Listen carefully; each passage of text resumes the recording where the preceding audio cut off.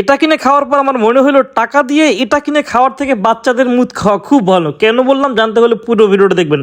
যাই হোক, ওয়েলকাম জানাচ্ছি 100 টাকার ফুড চ্যালেঞ্জে। আমি ভাবছি এখন থেকে কয়েকটা রাস্তার পাশে বা স্ট্রিট ফুডের ভিডিও বানাবো। আজকের পর্ব হলো কেরানীগঞ্জ কদমতলী। আজকে আমি দেখাবো 100 টাকায় কি কি খাবার খাওয়া যায়, কোনটা খাওয়া উচিত এবং কোনটা খাওয়া উচিত, এবং কদমতলী আসলে অবশ্যই কোন খাবারটা টেস্ট করবেন। প্রথমেই আমরা টেস্ট করছিলাম লায়নের সামনে বসা এই ফুচকার দোকান থেকে ছোট পুরি বা পানিপুরি, যে যে নামে চিনে।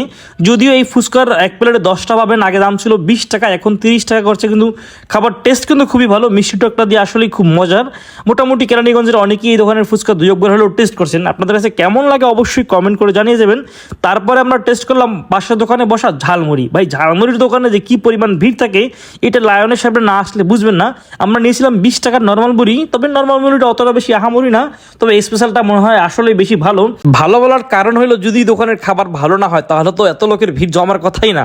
পানিপুরি এবং ঝালমুড়ি খাওয়ার পর আমার হাতে আসা অবশিষ্ট 50 টাকা। তারপর আমরা 50 টাকার ভিতরে 25 টাকা দিয়ে খেলাম ডিম চাটনি।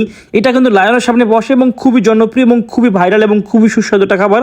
যারা ডিম খেতে পছন্দ করেন তাদের কাছে ডিম চাটনি দিয়ে আসলে খুবই মজা লাগে খাইতে। বাট যদিও আমি ডিম খাই না, তো জন্য ডিমটা মঞ্জু ভাইকে খাইলাম।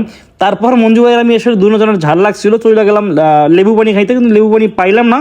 তারপর আমরা চলে গেলাম সেই পোলা পানির মুতের মতো আখের পানি খাইতে। ভাই, এই জিনিসটার ভাই না আছে কোনো টেস্ট, না চিনি, না মিঠা, না লবণ, না পানি, ভাই কিচ্ছু লাগে না। কেন যে লোকজন আখের রস খায় ভাই, এর থেকে লেবু পানি খাওয়া শতগুণ ভালো। 20 টাকা দিয়ে পোলা পানির মুতের পানি আখের রস খাওয়ার পর আমার কাছে অবশিষ্ট ছিল মাত্র 5 টাকা।